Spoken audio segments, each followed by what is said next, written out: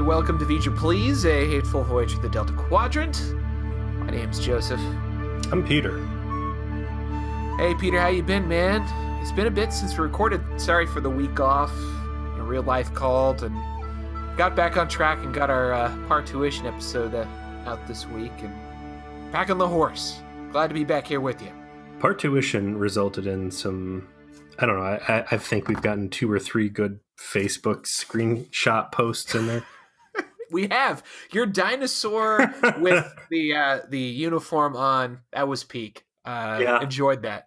Yeah. That's my that's my actual TOS uniform. Those actually, cool story. Those are really high quality uniforms, and they're from the Star Trek experience that was in Vegas. And when the Star Trek experience closed, a local nerd shop around here that used to be called Starbase Columbus bought out all their shirt surpluses, and that's where I got mine from. Oh shit, that's cool. I have actually been to I went to Star Trek Experience in Las Vegas while it was still in the Hilton. I saw both shows, and I drank on a couple different Vegas trips at Quark's Bar. I never got to go. It is a huge regret. The one time I was in Vegas while it was there, they had closed for the night, and it sucks because, obviously being the fan I am, I really, really wanted a chance to go to that.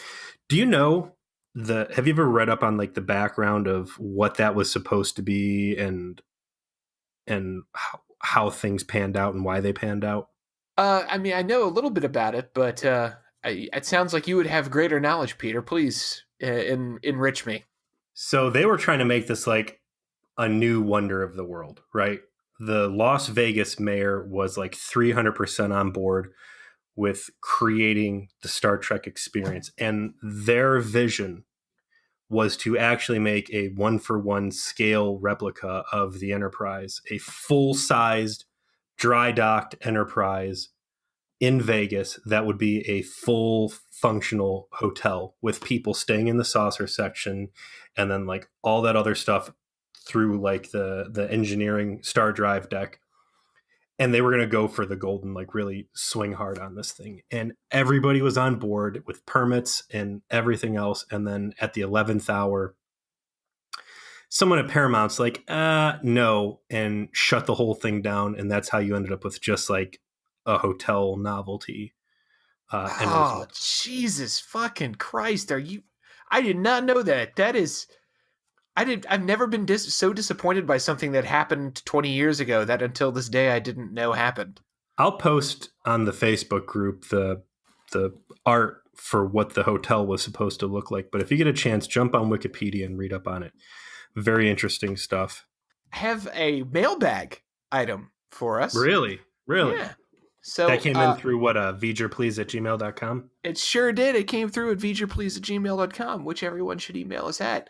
And Soren is this person's name. And Soren let me know that he just randomly found us on Spotify.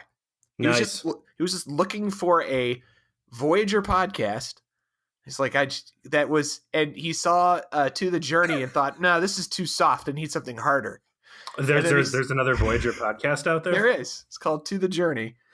It's, I think, Trek FM. So they're part of that whole crowd. And it's like, no, this is too soft. This is too loving. I need something that's harsher, more real.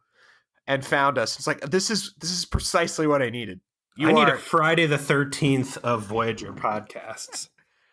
And so after 3 episodes, Soren was compelled to email to say, this is great. I love your work. Thank you. Well, hey, Soren, thanks for, reaching out, and we're happy to have you. I'm sorry you had to sit through the first. I started trying to listen to the first, our first couple episodes. That old mic I was on, that's a rough listen. The pilots are often rough. Both on Star Trek and in Star Trek podcasts. But he has a question for us to answer here on the air, so I thought I'd go ahead and ask it.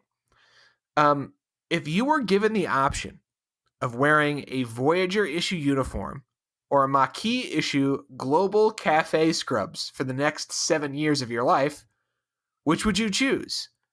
Note that death by macrovirus is not an option. I hate the Voyager. I hate the turtlenecks. But those Maquis civilian quote unquote future clothes are a fucking train wreck. Joe, you've had a chance to sit there and think about this question longer. Where are you going? I would definitely go with the Voyager issue uniform because there's so much customization that you can do there. You can drop that zipper down when you're feeling cash. It's Bizcast Fry, and you wanna rock a little of that turtleneck. You can ditch the whole turtleneck when you need to go action jacket. I like the crisp look, and those Maquis uniforms just looks like you're supposed to be a waiter at the Rainforest Cafe, and I'm not down for that. I'm not down. He said, what was not an option? Death by macrovirus. That was a joke for everybody listening that has watched the rest of Voyager. That's Okay, he's not yet specifically happened. forbidding this macrovirus thing, but he is not forbidding copping out into a discount African king costume a la Neelix. That's true. And I don't know. I think, given my fat ass, I think I'd go for the 7 of 9 tinfoil suit for that nice baked potato look. For a real retro spaceman, vaguely Starfleet uniform-ish look. That would really show off your physique in all the wrong ways. Mm-hmm.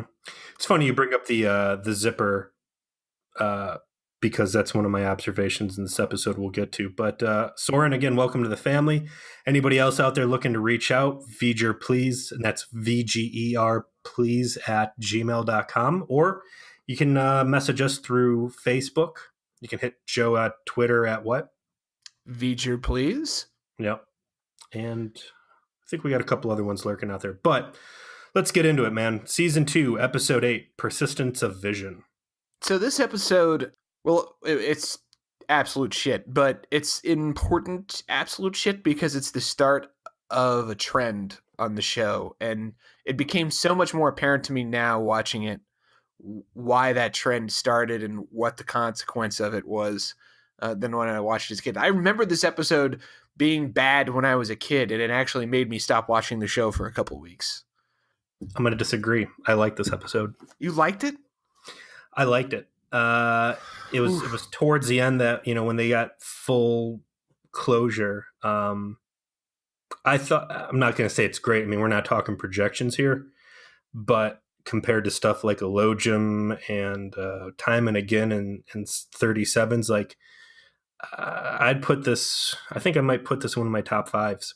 Well, as you know, Peter, I've had a lot of opportunity to bust out my rhetorical brickbats this week, and I'm going to beat you in the head and neck by you daring to suggest that you actually genuinely enjoyed the experience of watching this show. So be prepared. This will be a brutal experience for you. I got through Elogium. I can get through this. So we start off. We got Janeway walking down the hallway, and right off the bat, I'm playing this game where I just pause and I let the first frame like kind of sink in and just wonder where the hell we're going to go from here. Janeway looking good this episode. Her hair is on point, and it's funny, and I'm specifically mentioning this. I put in my notes, like, I really liked her hair. This episode actually got a nomination, an Emmy nomination for hair design. Oh, wow, really? Yeah. I would assume that's because of all the hairdos they had to do for all of the holodeck characters. Yeah, that's probably part of it too. I would say that I would agree that this is like B to B plus Janeway hair. It's not top Janeway hair. Top Janeway hair will always be lesbian chic haircut Janeway. Rest in peace. But it's not bad. It's solid. I also noticed this is one of the best times I think we've seen Janeway kind of between big situations. So we had talked before about the Maquis with kind of like a sloppy, disrespectful style, and most of the Maquis characters have their jumpsuit unzipped pretty far. whereas Starfleet, Tuvok and Kim specifically, like zip it all the way up where the zipper's north of their department color. Janeway actually wears hers pretty low zip. She does. She's flashing her authority by showing that, she can wear that as low as she wants. You got fireworks going over there? Yeah, I do. I don't know what jack off neighbor of mine decided that Friday on July 4th weekend is the time to do this, but Well, dude, just go up to the window and yell and let them know that you're trying to film a Voyager, a Star Trek podcast. Hey, I'm doing important internet work in here for dozens of people. Dozens. Yeah, I don't hear it go anymore. All right, good job. Thanks. Yeah, so she goes down to engineering, and she's in a hurry because she's a busy working lady, and she's got shit to do because they're about to go into some part of space with some new alien that apparently might be difficult to deal with. And I need a caveat here. When I said I like this episode, what I meant was I like the second half of the episode. This entire intro and beginning part is bafflingly awful, stupid, and terrible. Okay, see, you just saved yourself like 10 minutes of me kicking your ass with your prior statement, because I will actually agree with you that it gets better later on and that there is some almost redeeming moments as it gets deep. But holy shit, the first 25, 30 minutes of this is fucking terrible. If you're joining us fresh on the show and you've never heard about Voyager or watched Voyager, it is about a starship that gets knocked 75 years away at maximum warp, and they have to get home. And they're in a very dangerous and hostile area full of unknowns, and they find life very difficult out there. And this captain has a learning disability sometimes, where she makes terrible choices, like instead of going to the quote-unquote expert that you have acquired on your journey and having him brief you on new and very dangerous hostile alien species, you blow him off. And when your security chief comes to you and says, hey, I want to talk to you about this really dangerous and potentially life-threatening alien species, you blow him off. So you can talk to your chief engineer and science officer about a hologram pet project they're making. And then you're going to let a little wee man who is the size of, a 2-week-old tell you that instead of going and talking to your alien species expert and your security chief, that you just take all this work that you're complaining about having and you throw it all in the trash can and go on vacation. The sequence of events that follows, you have obviously already summarized. She goes down. Kim and Torres try this new holoprojector to project the Doctor into engineering and possibly other parts of the ship. It doesn't work because he is a wee man. And she gets pissed off because, she's the captain of a fucking starship. So she's got tactical briefings and diplomatic protocol discussions to have with the people that she's fucking employing to do those exact things before she encounters an alien species that she knows is potentially hostile in a hostile region of space where they're on their fucking own. And then the doctor's like, you seem stressed. You seem like you're angry. I'm going to order you to go on the holodeck and unwind because you're angry. And she just is like, yeah, okay, sure. Yeah, I'm going to go do that. Let's revise what we just said there.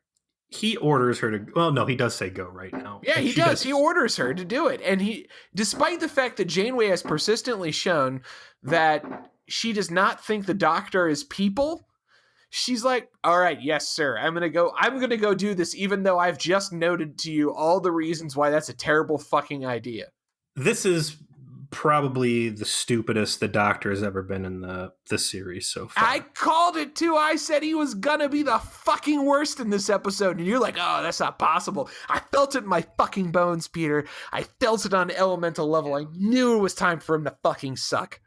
Well, she's blown up on Kim. She's like, I don't have, because he's like, oh, this is going to take us a couple hours to recalibrate. And she starts yelling at him like, I don't have time to be around for this. Why would you, as the leader of this ship, even think that this, even if it was a smooth run, would be worth your time to be personally down in engineering watching a hologram experiment? It's preposterous. It's because of what this episode actually is, which is something I wanted to mention earlier. You know who wrote this? It was Jerry Taylor. You know who Yeah. Jerry Taylor is? She's an executive producer. Correct. She was the executive producer that basically got promoted to be an executive producer for Voyager, and she is responsible in large part for the feminine voice the show has. Right? Like, remember at the time in the mid '90s, it was a big deal. The captain was a woman, and this episode is part of the misguided, although misguided, I would say, at least in an authentic and well-meaning way, but ultimately still misguided attempt to have Star Trek appeal to women. Because this is basically a sci-fi version of an episode of Guiding Light. This is a sci-fi episode of Ryan's Hope. This is a sci-fi soap opera episode, not in a space opera sense, but in a soap opera in space sense. Janeway has all of these personal problems, working as a professional and missing her family and all this other stuff, and is really all about her psychodrama and then the other people's psychodrama about their relationships with this little tiny sci-fi cover that has been applied to the story. And I say it's a good-natured failure because I realize that I hate this. My wife watched this for 5 minutes and was like, yeah, I'm not going to help you this time, and literally got up and left because this sort of thing doesn't appeal to her. But I guarantee you that if I got my mom and sat her down, she'd have liked this one. Because this is for a different type of person. The problem is that type of person not traditionally watching Star Trek. Exactly. Janeway blows past all of these people pulling at her apron saying, hey, look, we need to talk to you about important stuff. Sits through this botched hologram. And again, to cover again, the goal, I think, of this scene was to show you that, hey, we are doing work on the ship to allow the Doctor to free roam and take Robert Picardo out of just the holodeck or the med bay, which is cool and good world building. But he foolishly orders her on the spot to go to the holodeck and enjoy her holo novel. She stupidly agrees, right on the verge of a crisis situation with these aliens, right? Yeah. An exigent crisis about to occur. We're going to travel through their space. They're hostile. We don't know anything about them.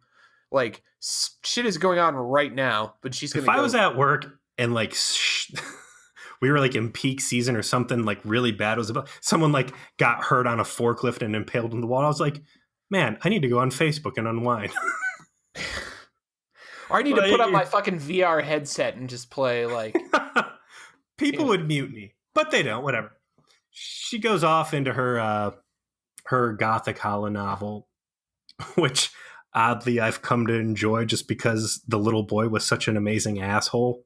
It's also where Kate Mulgrew dives in head first because she's comfortable with the material, and it's so she's selling it super hard. All of the melodrama, when Picard did Dixon Hill, he was obviously he was obviously not quite comfortable with it, and he was play acting at being Dixon Hill. That was kind of the joke, right? Everybody was oh, I'm this character, and I'm not actually good at being this character. Not full immersion, because they were awkward at it, and that was part of the joke. Yeah. But here, Kate Mulgrew is actually better at playing the gothic governess in 18th century, 19th century Britain than she is playing a Starfleet captain. So she's 120% invested because she was a soap opera actress. Sure. So she's doing this thing. I will guiltily admit that the plot of this holo novel is kind of interesting to me. But it's a shame we don't see it again. Yeah, that's funny. This is the absolute last time this did not resonate well with viewers at all. It was a big point of complaint, and Jerry drops this out of all forward episodes. But they net the first of several hot makeout sessions here in this episode. Let us not let that pass unnoted. Yeah, so the captain starts making out with holograms. And then what could possibly happen while flying through uncharted space with hostile alien reports? Dun dun dun. Yeah, The guess fucking what? aliens show up. So Janeway pauses the program. And, guess you're going to have to work today after all. Who'da thunk it? Goes, gets out of her period garb, and strolls up to the bridge for the first encounter that they have with what are these guys called? Let's see, Bothans, I think was how it was pronounced, which obviously is also how a Star Wars race is pronounced. So I don't know. Um, yeah, we'll go with Bothans, but there's some confusion on if these guys are really dangerous or not. They're very enigmatic. They don't really want anybody around, and they of course have terrible backlighting, which was actually something that they comment on in the episode. See, I thought their bridge, they get a view screen, and it's like Joe just said, it's a white wall, like a light wall, and everything's backlit. And I thought, as far as like alien bridges go, that it looked pretty cool, and it was a nice example of just seeing something that actually looked alien for a change, and kind of scary. It was definitely different. I'm not sure about scary simply because it just was cheap. I recently watched Fire in the Sky, and I think I was drawing some allusions to that maybe made it a little bit better than someone who hasn't recently seen that. But I enjoyed the bridge. It was different. I liked it. They make some vague threats about, we don't like people coming through. If you meet the criteria, maybe we'll give you passage, but they won't be clear on what that criteria is. And they wrap things up saying that they will be contacted they're going to be intercepted by another ship who will basically vet them. So after that, of course, we have yet another example of a member of the crew butting their fucking nose into Janeway's health and well-being. And Snarf has decided that Janeway has not yet had enough of his filthy space cat food and needs to come down for a lunch meeting. This ties in to the role of Neelix on the ship and Janeway's consistent mishandling of it. We talked before, like, this guy is really your only lifeline to the Delta Quadrant, right? And I can see on paper why he's worth whatever bullshit he brings to the table, because someone in this weird, like, space pirate junk trader role, having a bunch of scoundrelly friends, like, the dude's connected well. He actually demonstrates that relatively well in this episode. Eagerly too, because you remember the beginning of the episode, like, he actually directly intercepts her. And it's funny that, a guy who's not in a Starfleet uniform, a guy who's basically a visitor on the ship, the computer will tell him exactly where the fucking captain is, like, pinpoint her ass for just a rando.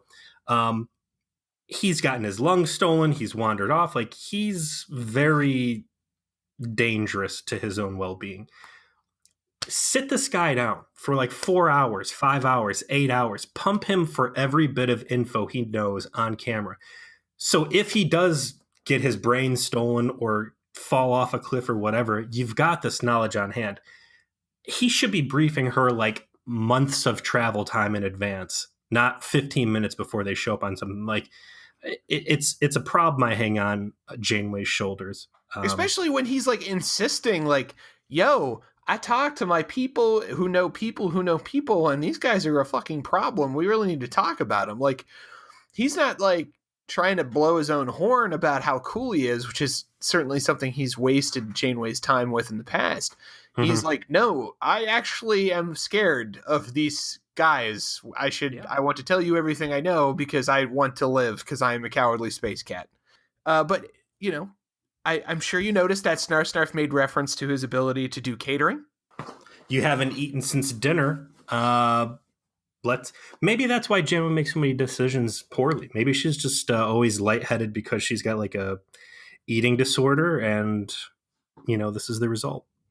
He gets her down to the mess hall and starts walking her This is how dangerous this alien threat turns out to be. He's going to go item by item through the fucking menu and like give a dissertation on everything he's serving, you know, instead of just jumping into a very important briefing. But And it's all stuff on the craft services table that we get a nice close-up of.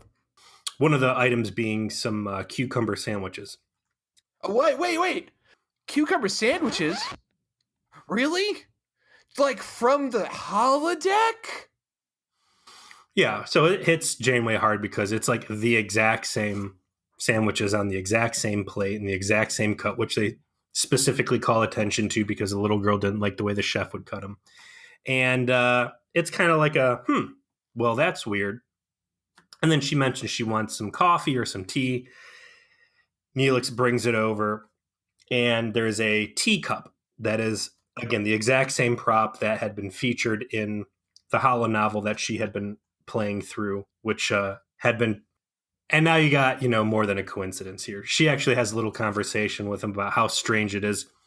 Neelix openly admits that it's not a standard, you know, Starfleet cup and that he had found it in storage and, you know, isn't it cool? Whatever. I will say there was a clever camera note in that scene. Later on, it's revealed that, you know, I'm going to shock the shit out of you with this. Janeway's seeing things. If you look in the background of the shot with the flower cup, you'll see the other teacups in the background look like the ones they actually are. Really? Yeah. I thought that was like the one clever, subtle camera thing they did in the whole episode. This is where the episode for me starts kind of steadily increasing my interest in it. Like I said, I like the potential for space madness episodes. We knew from the Netflix intro that this was going to be one of those deals. Oh, wait, hold on a second. I remember you saying that you didn't like Space Madness, that I was the one defending Space Madness. We agreed that we like Space Madness. We like anything when it's done well. Okay, fair. And I also said I was looking forward to it because, again, Space Madness seems to be a persistent threat to Starfleet, and how, when they're directly confronted with it, do they go about handling it? And we'll get to that here in a little bit. But does he actually brief her? I don't remember what happens in the rest of the scene. Not really. All we get to know really about the alien race is what Neelix hit her with on the bridge. They move on to her in the hallway, and she starts hearing shit from her holodeck program. Mm-hmm. And there starts to be some like dramatic music because she starts to see perhaps the little girl from her holodeck program, and then she turns the corner and there she is, and it's freaking her out. For anybody else who's paying attention to this gothic holo novel, this little girl's mom is in fact alive, and she's trapped up in the attic, and that there's some real dark skeletons in this family's closet. Yeah, there's some weird shit going on in the story itself, and the vision she's having of this little girl is relating those plot points. So I'm watching, and instantly I'm like, all right, well, this isn't really a Space Madness episode. And my assumption at this point is somehow, whether it's the alien or just the ship systems, because, you know, they had this whole Chekhov's gun thing in the beginning with hey, we're installing holo emitters all over the ship so the Doctor can freely roam. And I'm just like, I bet you the twist at the end of this is that Janeway's not really going crazy, and it's just these holo projectors malfunctioning. And I was pretty confident that's what it's going to be. But in fact, the next scene, and this is again how this episode starts quickly building credibility for me. She goes off to engineering, and you got two options. One, am I really seeing stuff going on in the ship from my holo novel, or am I going crazy with some space madness? And unlike Harry Kim in fucking Non Sequitur, she does the reasonable thing and is just very open with her crew about, like, I'm seeing shit from my holo novel around the ship, and either I'm going crazy or maybe these holo projectors you guys have half-assedly put up everywhere that we know aren't working correctly are beaming stuff around the ship. Right, and they quickly check box through that. B'Elanna relates, no, we're not messing with the holodecks or bypassing that. Let's do a diagnostic.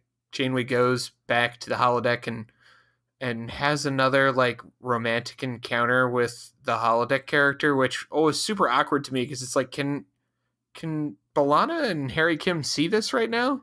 Because that would have to be very strange.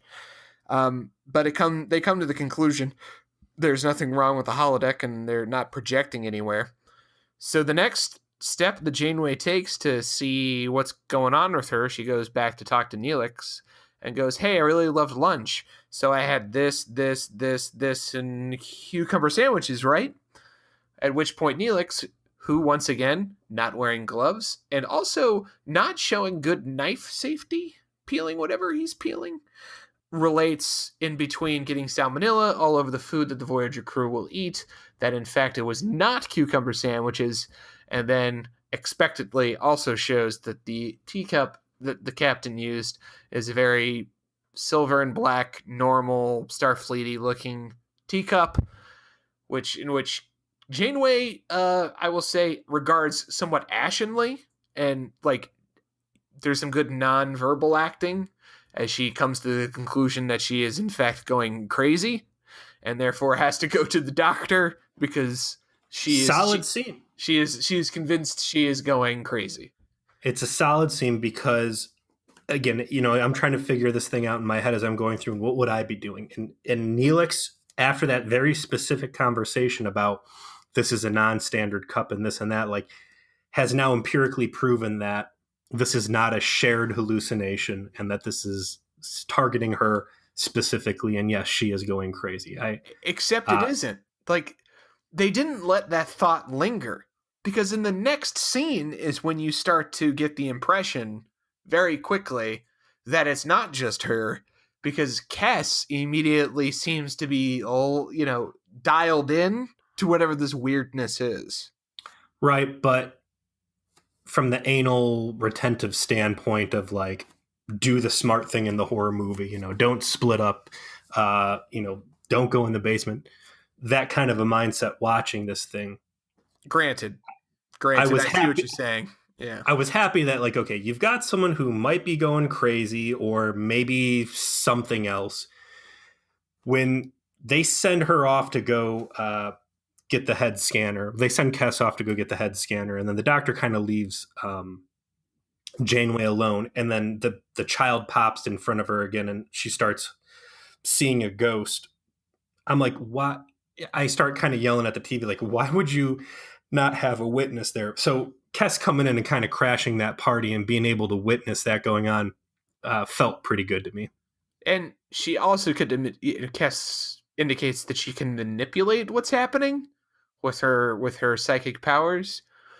So it becomes it, and this is why I guess I really didn't like the episode. They very quickly go from does the captain have space madness to obviously something is impacting her, they can empirically prove it, and they can affect it. So all the mystery is gone. Because the aliens are fucking doing it.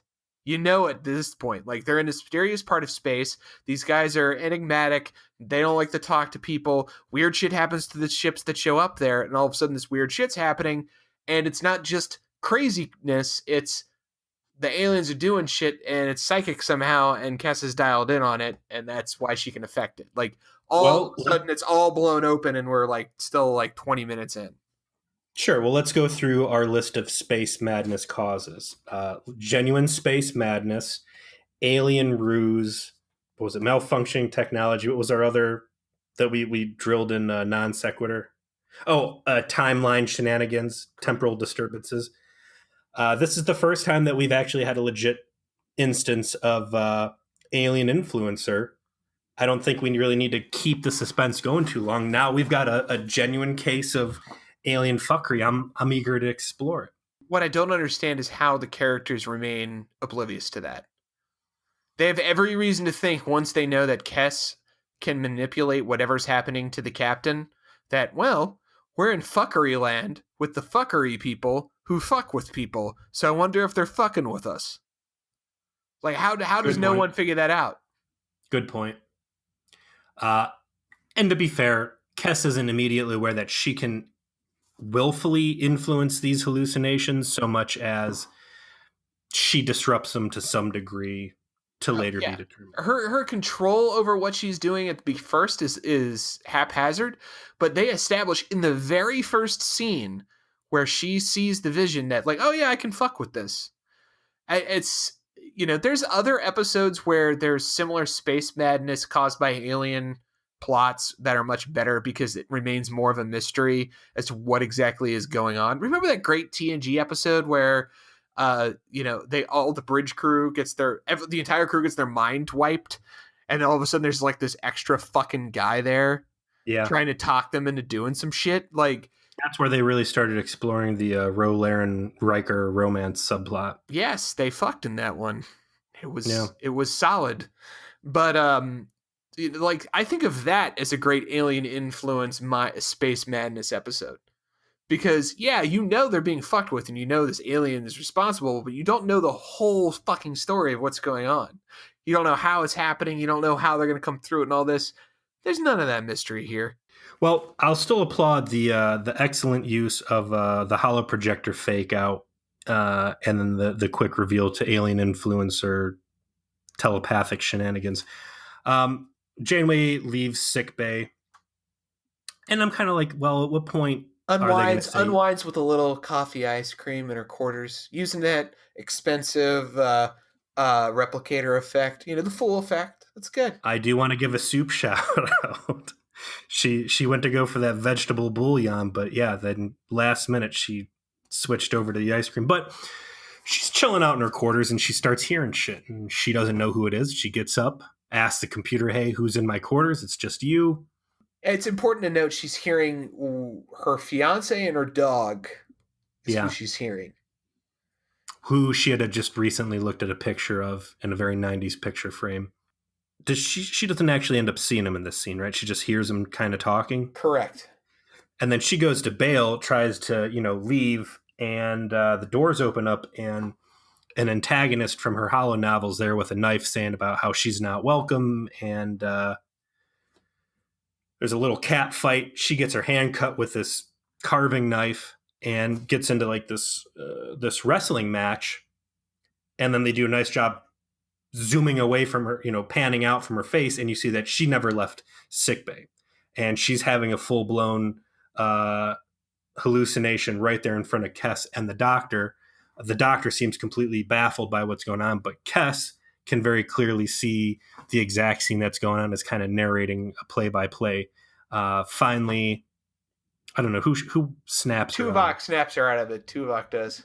And at this point, I'm like, all right, this captain is no longer fit for duty. Are they going to keep how far is Voyager going to jerk us around here with bad decisions? But to their credit, they make the call, hey, time to pass the torch over to Chakotay. I'm compromised and I got to sit this one out. And they do, and she quickly notes all of the things that she did not successfully accomplish as captain that day. Mm-hmm. All of the meetings she blew off, and is like, you should probably talk to Tuvok about, shooting at the dudes that might be fucking with us and all that sort of thing. And sure enough, just after Chakotay gets to the bridge, they have their encounter with the Botha again. And suddenly the encounter goes wrong because Tuvok's picking up on his sensors that some fuckery's afoot. And as a consequence, they need to be ready for a fight. So the Botha hits him up and says, "Where's the captain? I only talk to the captain." And you can see now, I would say this is where they kind of cement the fact that, for the slow viewers at home, that Janeway is being targeted by these aliens, and that this is a structured attempt to destabilize the ship. Diplomacy with these aliens starts going south pretty quickly. And like you said, Tuvok starts getting some weird readings. And then, an applaud to the crew on this one. They see that they've just wandered into a trap and that there might be some cloaked vessels. And no sooner do they say that, these ships start coming out of cloak and firing on them. The captain shows up after Voyager kind of gets its ass kicked and looks like they're going to have to surrender.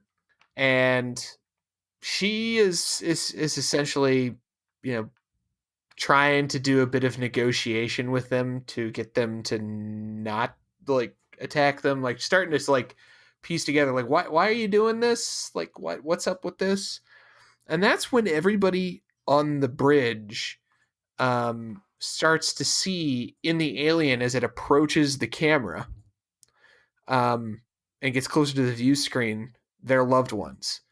Janeway starts by seeing her fiance Mark, and after we get back from commercial break, we hear Kim say, "That looks like my girlfriend Libby." That looks like my cave woman Libby. I was so sad they didn't get her. I thought I was going to see those eyebrows again. I got excited, man. I was like, oh, what a delightful surprise. But no, those cheap bastards. She just gets a shout out by name only. And then we get an interesting little moment with Tuvok seeing his wife and like the lute he played for her, and then suddenly he's on Vulcan, and you get the point of what's happening here. Is that goes to crazy town so fast. Like how it's illogical to see my wife out here in the Delta Quadrant. It's also illogical that the computer panel in front of me just turned into my fucking lute. Like he succumbs to the space trickery, I think, the fastest out of anybody on the ship. And for someone with a guarded, tactical, logical mind, like this is the most embarrassing thing I think I've seen out of this guy. I agree, especially also since he has like mild psychic powers as a Vulcan. Yeah, like you would think that he would be the last one before Kess, but no, he's the first. It's actually out of the human crew, aside from the captain, it's Tom Paris that holds out. It's bad boy Tom has no love for what he's seeing, because he's seeing his dad. He's seeing Admiral Owen Paris. Do they use the same guy for... No. When he becomes a more major character later on, they use a better actor. Because I was surprised. You don't see a lot of fat Starfleet officers. And this dude like barely fits into that Admiral outfit. It was a very interesting casting choice. And they went with somebody that had a similar look of jowls when they finally cast the role more definitively later on. Mm-hmm. But definitely somebody that was a little less obese, a little trimmer. And that's also, by the time we start seeing a lot of Owen Paris, we're into the all the Alpha Quadrant scenes being shot in First Contact uniforms. So it's a different game entirely.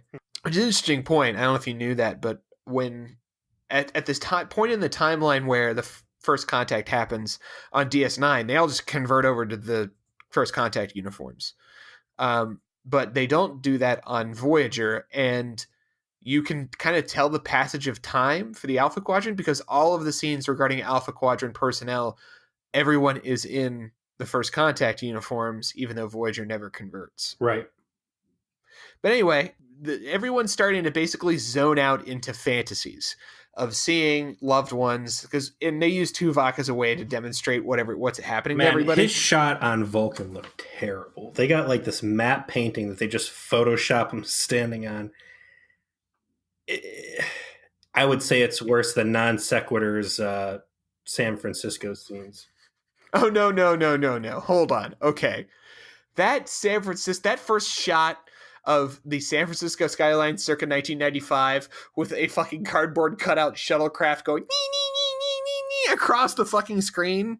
They might as well had a fucking production assistant behind it holding it up there for all the fucking good it was. That was way worse than this shitty matte painting. At least this matte painting was an effort to make it look like an alien landscape. That matte painting, I think, was actually from one of the movies also. It could be. Expensive. You want to get your mileage out of those things. Sure, it's a Star Trek staple. My question at this point, you've got 3 ships. You got the main Bothan ship, and there's what looked like one of those Kazon, or the Kmart Klingon, like El Camino space hoopties flying in there, and then a third ship I couldn't really tell what it was, but I'm like, I kind of start questioning. You've got the upper hand, you've got their crew stun locked. Like, why are you not either blowing Voyager up or like beaming over raiding parties at this point? Well, I mean, as the ending reveals, they may never have been there at all. Oh no, that was like the entire fight could have been illusionary. My assumption at this point was that it was a single aggressor, and that they were either drone ships, or you basically had one guy with really strong psychic powers who was running a big game. And he wasn't going to be able to subdue the 4 or 5 people that were still operative. But yeah, that's actually the latter explanation you just provided is what I think is that he was just a dude. mm-hmm. Everything was illusionary, including his ships and the fight. And so he had to knock the whole crew out if he was going to succeed in whatever he was going to do. Right, which I think is a really good twist, and we'll talk about that some more at the end. But so who do we got up right now? It's Janeway's still in the game. Paris is. You got the Doctor, obviously. Another great example of, you got this EMH that is there for like dealing with medical issues. And I said, well, why don't you have like emergency engineering or security dudes or whatever? And I get it. Maybe it takes a lot of processing power, and your ship's about to blow up. You can't take that kind of strain to run that thing. But it can't get tricked by telepathy and psychic bullshit. Holograms. Real strong lesson to be learned here about getting a couple more people in key situations. But you got B'Elanna up somehow, even though everybody else in engineering is zonked out. And you got Chakotay. That is correct. So Janeway's like, all right, surprise, surprise. Like always, comms aren't really working great. Get down to engineering with B'Elanna. No, comms were working because B'Elanna's like, hey, I got yet another... B'Elanna, if Scotty was like a miracle worker, B'Elanna's like a Boy Scout. And her ability to fix any problem, her Swiss Army knife, is the warp core. She has fixed, I think, every major situation they've come across so far with using the warp core incorrectly. From superheating the ship to burn off all the cheese fungus to, in this case, creating an inverted bubble that's going to block psychic attacks. I don't think I've seen her meet a challenge that she can't overtake with abusing the warp core. I kind of get it, though, because her whole school of engineering is improvisation. Yes. Probably doing dangerous ass shit with, terrorist vehicles. So the idea of like, how do we get out of this? Well, I'm going to do some goofy shit to the warp core and hopes that works because I don't want to die to Cardassians throwing me into a gulag. At what point is she going to go to Janeway and Chakotay and be like, I heard you guys had a whole meeting about procreation on the ship. And I just wanted to let you know that ever since that cheese incident where we had to crank the radiation, everybody's sterile.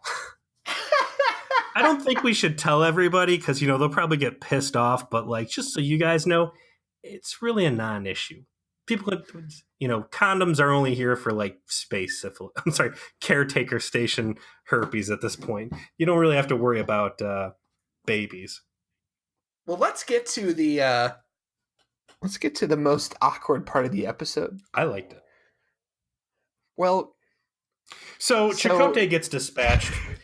He rolls down, and you got B'Elanna cranking away at her, round 3 of sterilization on everybody. And Chakotay's got a real bad attitude. Tells her that everything's fucked up. That everybody's zonked out on the bridge, in addition to engineering. Best case scenario here is to jump in a shuttle, hoof it back a couple weeks of travel to the last M-class planet and regroup and, formulate a plan because basically they're in the danger zone right now and they need to get the fuck out. And B'Elanna's like, excuse me, that's a terrible idea and I'm not leaving the fucking ship. So then he starts putting his hands on her. Oh yeah. He does more than put his hands on her, my friend. It gets intimate very quickly. Definitely some vibes. He's vibing. There's some vibing happening here. And it's out of fucking nowhere. Where have we seen romantic interest be expressed by B'Elanna Torres towards Chakotay? Because clearly this is her fantasy. Well, actually, episode 2 of season 1. Did you just actually mean you have a 6th level fucking neckbeard? Actually. Did you just fucking do that to me? Actually, when she threw that tin cup at his ankle, that was an act of aggression and physical violence, which is, that's how the Klingons do.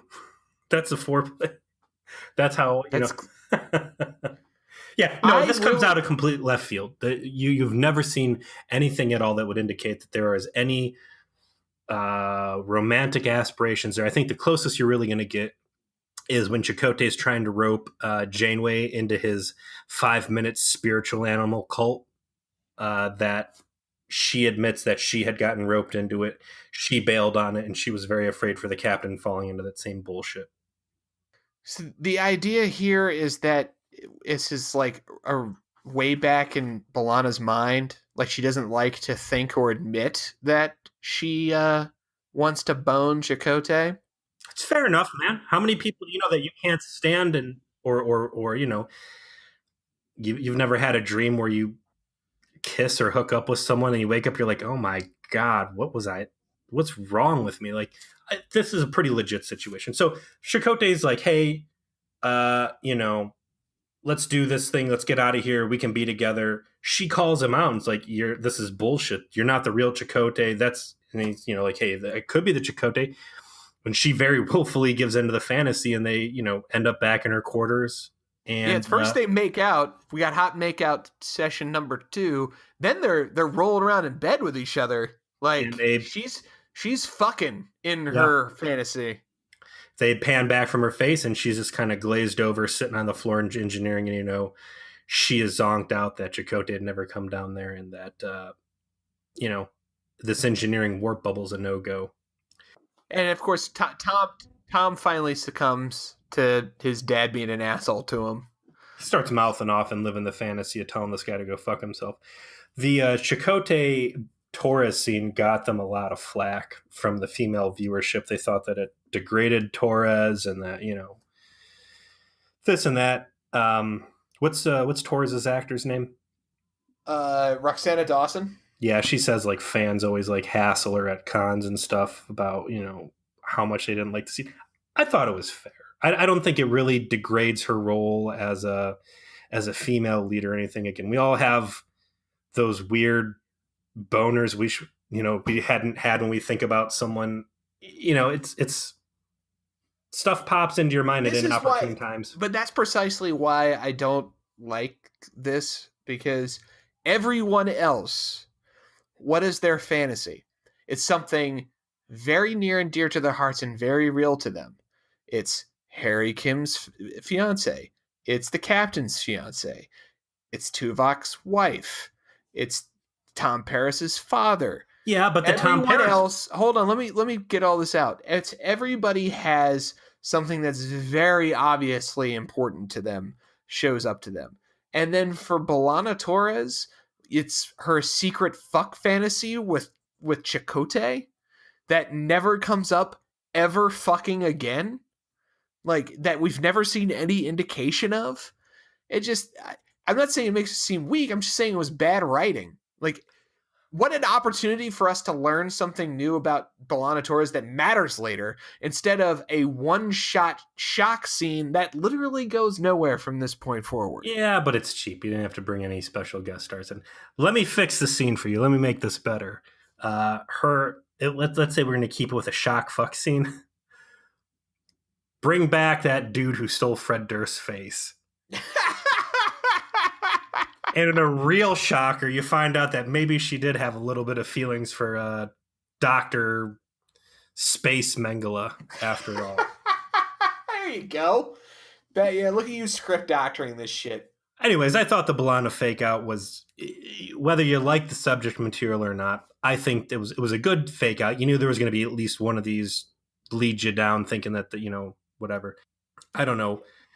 At some point, Janeway tries to go somewhere, doesn't she? She actually finds that Chakotay. After Tom fades out on her, she realizes she might be the last Mohican, so she gets in the turbo lift to go down to engineering herself. Finds out Chakotay never made it out of the turbo lift, and that's when she finally succumbs. She sees her fiance Mark, and we get hot makeout session number 3, number 2 for Janeway. And I want to give it up to these actresses. We got full tongue, full action on all 3 of these. These ladies went for gold. They made it work. That's got to be tough. I don't think I could do that. I couldn't be an actor and pull that off convincingly. Well, I mean, that's part of being an actor, is putting yourself into a situation that you personally would not be able to handle, and doing it for the camera. When she falls to Mark's fantasy ploy, they harp on the fact that she has not been faithful because she has been kissing this hollow novel character. And I think this is a good chance for us to look at what status do the holodeck constructs have. We talked in Elogium about, are you lame if you actually genuinely become, best friends with a holodeck character? I would have figured that, the holodeck characters would be akin to Westworld androids, where people just bang them and don't seem to care because it's just hologram masturbation. But she's carrying some serious guilt that Mark is able to capitalize on, that she has been making out with this holo novel character. Even Are they married or are they just dating? I think that he's supposed to be her fiance. I think you're right. And she's got some real baggage on this thing. So it's not all just, holographic fun and games down there. I think if you get caught screwing a holodeck babysitter, that counts as cheating on your wife in the 24th century. I would agree. I would definitely agree. It's more, as much as we like to joke that Tom Paris has his own J.O. den, Big Tom's discount sex barn, with his fleshlights. It's obviously more than that. It's more intimate, and as a consequence, I would go with your assertion that it would constitute within the confines of a traditional relationship in the 21st century sense cheating. I still continue to think that it wouldn't necessarily be lame to be friends with a holodeck character, particularly as holo characters become so sophisticated in late era Berman Trek, i.e. Vic Fontaine, i.e. the Doctor. I maintain the Doctor's different because he's a persistent person. So's Vic Fontaine. I don't know who Vic Fontaine. I'll reserve judgment. Gotta watch DS9, bro. I'm gonna keep adding these references in until you're intrigued enough to give it a try. Well, we got to figure out what we're going to do after we finish up this Voyager thing. So I'm not going to start watching an episode or series now if we're going to do it later. Well, whatever. So she gets zonked out, and before you know it, you got the Doctor, who does not want to teleport into engineering and be a wee man anymore, and you got Kes, who is the real last of the last. So the Doctor's like, hey, you got to go down there and finish up B'Elanna's Swiss Army knife warp core trick. You got to pull the bottle opener out. She goes down there and it correctly does not know up from down in this place. The Doctor's like, all right, well, let me read up on some manuals and I'll get back with how we handle this. And in comes Snarf Snarf. Yes. I liked, like, for a moment, that because Snarf Snarf is for real cowardly, maybe it's really him. He's talked before about, we need to get on my ship and leave because we are not a part of this crew. We're not wearing the uniforms. And it was fun while it lasted, and let's get out. The Kes stuff was the best part of the episode. This was probably, I think, the only moment I felt there was a real genuine spark of creativity in what they were doing. But it becomes Kes's assertion that this has to be fake because, once again, trying to prevent her from doing what she's doing, which is exactly what the image of Tom Paris she just had attempted to do. Oh, yeah, we skipped over that. Yeah, it was Tom Paris injured, and it was her first real indication of like, oh, this is a hallucination. These hallucinations are trying to prevent me from doing this. But we find out that this Neelix is no mere hallucination. It's like the hallucination. It's the dude. Mm-hmm. And in an effort to stop Kes, he actually like puts a whole bunch of like super painful burn boils on her. It's all nasty and gnarly and like crippling so that she can't concentrate. Yeah, she's got like pus leaking out of these things. It looks like she got like acid attacked and plague boiled at the same time. She does, however, successfully throw, using her psychic powers, those boils onto the dude. What you're looking for, the term you're looking for, is she Super Saiyans him. That's true. She uses her power level to overcome the crippling limitations. and upon successfully incapacitating the alien, she enters in the last of the information into the janky warp core shit that Milana was about to do, and sure enough, it breaks everybody out of their fugue state. B'Elanna wakes up, hopefully after she finished in her dream. I'm hoping that for her. Yeah. But everybody gets up, and the alien is no longer Neelix. It's now the alien, and they basically kind of surround him a little bit. And they're like, "Okay, now you're going to be in the Hurt Locker." I'm yelling at them like, suck. you got a dude who's like Omega level telepathy threat, like stun that motherfucker. B'Elanna gets the phaser out and like points at him, and I'm just yelling like, I get you're not going to kill him, but put the fucking zap on this guy's ass before he, sends you off to fucking fantasy land again. He's already shown that he's mentally messing with everybody. Why wait? But it's because you guys are dialogue. It's your standard bipedal, whatever, rubber mask guy, but I thought he looked pretty cool. He didn't look bad. I did like that his mask had some detail. But yeah, I like how he had like 2 sets of lips. But Janeway rolls down there very casually into engineering. And like I thought, so she starts probing, not like, why did you do this to us, or any like the moral questions. Like right off the bat, she starts like scientisting him, like, how did you do that?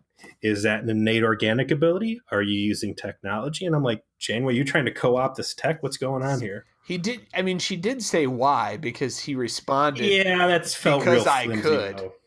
Yeah, which was like, man, this is a guy's real fuck. Like that was like, you know what? Vaporize his ass. Shoot him, B'Elanna. Yeah, so he lays it out on there that, I did it because I could, and I'm a piece of shit, and that there's a lot of shitty aliens out here, and this and that. And then, by the way, in a real Q play, turns out I'm not even here. And not only does he disappear, but the 3 ships that had just beat the hell out of Voyager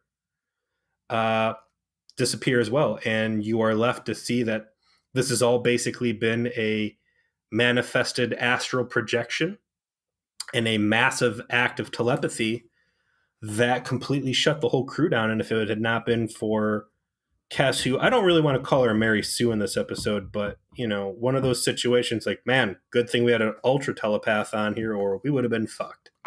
Cass does not qualify as a Mary Sue to me because she does not immediately succeed at all the things she does. Yeah. Mary Sue's have no faults, have no flaws, always win. Which is why, as much as I dislike Discovery, I also dislike people saying Michael Burnham is a Mary Sue. Michael Burnham is a total fuck up. Michael Burnham fucks up constantly for the entire season, over and over again. She is a fucking idiot. She's nowhere near a Mary Sue. And Cass, while very competent and very powerful and very skilled, is also naive and often not understanding of people's motivations and consistently suffers before she succeeds. So that's normal character stuff. That's definitely not a Mary Sue. But they get no fucking answers at all about who this guy was. And they're all just kind of left to just disturbingly contemplate all of their visions. B'Elanna's gotta go over her fuck fantasy with the first officer in her head all the time now. And Janeway's like, well, I guess I sort of cheat on my fiance now, and that's what I do. And then the episode ends. I think, again, the not space madness, but the horrors of deep space. You've got something that, for all intents and purposes, is a Q. Yeah. I don't think there's anything that really happened there that was outside the scope of Q. If Q really wanted to play a surgical mind game with people. So something that maybe not as powerful as Q, but certainly able to overpower the crew to the point of Q. And that thing's just run around loose now with a vendetta against the ship. And it never comes up again. It's sad and squander potential, but, just as far as those horrors of space go, a very strong addition to the catalog of what the fuck are we doing out here. And it's absolutely great for the Lovecraftian horror headcanon that we've developed. Yeah. Shit like this is out there, like literally just like enslave all your minds type of nonsense. But I mean, really, for the crew, what would have been, if we're going to talk about any degree of follow-up at all, just at some point someone throw just a sideline out there, be like, for all we know, we're still in that dude's, crazy fantasy trap, 2 seasons in or whatever. But I enjoyed the episode. I thought it was good. Again, Janeway's whole reasoning of skipping briefings and all that other stuff and jumping right into the holodeck on the verge of a first contact situation was ridiculous. But as far as the space episode or the Space Madness episodes go, you got some solid fake outs, some good what ifs, and I liked it. So my beating up on it, no effect whatsoever on your misguided opinion? No, none. I mean, what are your big gripes here? Well, I think I laid it out. I mean, what are your top 3 gripes? All right, top number 1 gripe is that the story itself is extraordinarily predictable and has essentially played out all of its drama by the halfway mark. And the characters don't seem to put together what is obvious to the viewer and should be obvious to them given what they've been through. Everything having to do with the focus being on Janeway neglecting her duties as captain of a starship lost in the Delta Quadrant because she needs to spend 20 minutes, in her fucking bodice ripper holodeck novel is dumb. And then you've got this out of nowhere, like, set up for a Chakotay B'Elanna romance that was never teased and then is never spoken of again. Is it the worst episode we watched? Absolutely not. There's parts of this that were actually entertaining, but it's definitely in that lower echelon of bad but not terrible Voyager that made season 1 mostly, okay to get through. I mean, this is a huge improvement over Elogium or Twisted, don't get me wrong, but that's pretty relative. It's like, man, I went and I got punched in the groin today. That was so much better than when I got stabbed in the fucking eyeball. I don't know, man. You look at the season 2 episodes we've gone through up to this point, and I think you're gonna be relatively speaking, it was more enjoyable, but it was still not actually good. I think you have a little Stockholm Syndrome. I think you have been captured by season 2 of Voyager's dark power, its dark energy, and it's convinced you this is somehow good when objectively it was not good. Well, listen, you can either go with the flow in season 2 and get out of the basement and see the sunlight, or you can cling to these goddamn high morals of yours and stay shackled to the wall while they brand you with a fucking iron. So, right. Don't hate on me because I'm trying to fucking retain my sanity here. All right. Any more thoughts on this episode, or you want to move on here? No, I'm good. Let's crack open what's next, Peter. Lay it on me. Season 2, Episode 9, Tattoo. Finding a familiar cultural symbol on an away mission, Chakotay connects with an experience he had as a child and tries... Did you hear that? Oh no, is that Wait! Is that Indian Peter, whistle? no, we gotta get out of here! That's it! It's fake Indian bullshit flute, Peter! It's fake Indian bullshit flute! Oh, episode 9 will be a real fucking riveting experience, I can tell. All right, man, let's close this out here. Given Neelix's strong urges to the captain at the beginning and following him through that they need to talk about these Bothan guys, which she disregards for holo novels, I give you Rule Acquisition 194. It is always good to know about new customers before they walk in your door. Yes! What fucking excellent advice that maybe Janeway should listen to. If only they had some Ferengi on the ship. On this note, everyone, my name is Joseph. I'm Peter. And this has been an exceptionally hateful for me voyage through the Delta Quadrant. Be safe till we see you next time. Adios.